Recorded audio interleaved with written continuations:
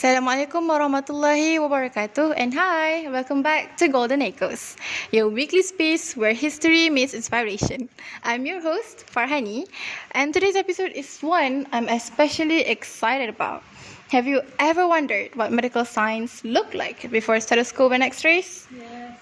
Or how doctors diagnosed diseases 1,000 years ago, and accurately too? Well, join us as we uncover the story of a legendary healer from the Islamic Golden Age, Abu Marwan Abdul al-Malik ibn Zuhr, or as the Europeans later called him, Avanzal. He was a clinical genius, a compassionate physician, and a bold reformer, all rolled into one. And to help me explore his journey, I'm not alone today. I'm joined by four insightful guests. Let's meet them. Assalamualaikum, I'm Ulia. Can't wait to talk about the man who literally diagnosed cancer 900 years ago. Hello, my name is Nurul Nashuha binti Zahid, and today you will love how he challenged outdated ideas and introduced surgical ethics. Hi, my name is Iridina, and I'm amazed by how forward-thinking Ibn Zuhr was. Even hygiene was a big deal for him. And hi, I'm Farwiz. He was more than a doctor, he was a visionary. Let's dive right in. Okay, Ibn Zuhr was born around 1091 in Seville, Al-Andalus, which is the modern-day Spain, and he came from a family of doctors, which is his father and grandfather were well-known physicians. So from the beginning, he was surrounded by knowledge, and not just medical knowledge, he also studied Quran, literature, philosophy, and it is pretty impressive, right? Wait, so he didn't just grow up with textbooks, but he grew up in an environment full of curiosity? Exactly, and that shaped his approach to medicine. He believed learning should be hands-on and meaningful. Later on, he served as a royal physician under two different dynasties, which is the Almoravids and the Almohads.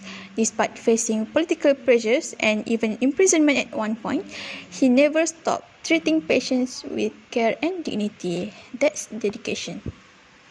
Okay, now I will continue about his major works and medical philosophy. Now, here's where it gets really exciting, which is his writings. His most famous books is Kitab al-Taysir fi al-Mudawat wa al-Tadbir, which means the books of simplification on therapy and diet. It wasn't just theory, but it was practical, case-based and deeply clinical. He described diseases like pericarditis, tumors, middle ear infections, and even scabies as a parasitic disease. That is incredible because it challenged the dominant idea of disease being caused by imbalanced humors. So he basically figured out germs were real before microscope even existed? Yes, exactly. That makes him a forerunner of germ theory. Plus, he wrote Kitab al-Iqtisad, which focused on imbalance in treatment, not rushing into drastic surgeries, considering mental health, hygiene, and even put choice in healing, something we call holistic care today. Actually, Ibn Zuhr wasn't just about books, he was surgeon too. And an innovative one. One of my favorite facts is how he tested surgeries on animals first. Like the time he performed a tracheotomy on a goat to prove it was safe for humans. That's ethical experimentation before it was even a thing. Okay, but imagine the goat was like, excuse me. That is true, but that goat's experience helped develop safer procedures. He also dissected animal post-mortem to study how diseases affected organs, like modern pathology. Oh wow, that's so like next level for the 12th century. And actually, it doesn't stop there. He also used silver needles to administer medicine, and it's actually early form of injection, and emphasized hand hygiene and food safety to prevent kidney stones. He was practicing injection control long before it had a name. But let's not forget, He also faced resistance. Many doctors of his time blindly followed great thinkers like Galen. Ibn Zu said, "Hold up, let's test things first." That didn't sit well with traditionalists. He also lived through religious shift between the Almoravids and Almohads, which affected scholarly freedom. Yet, despite that, he kept working, teaching, and writing.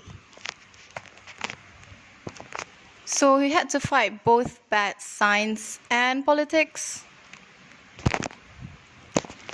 Exactly, and he still came out shining.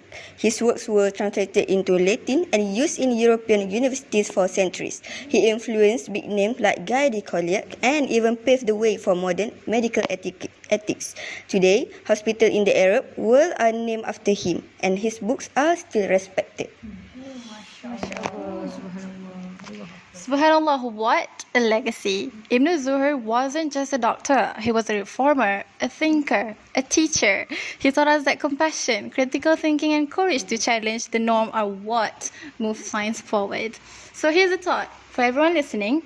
What would it look like if we applied in Ibn Zuhr's mindset of ethical, patient-centered care to all areas of life today?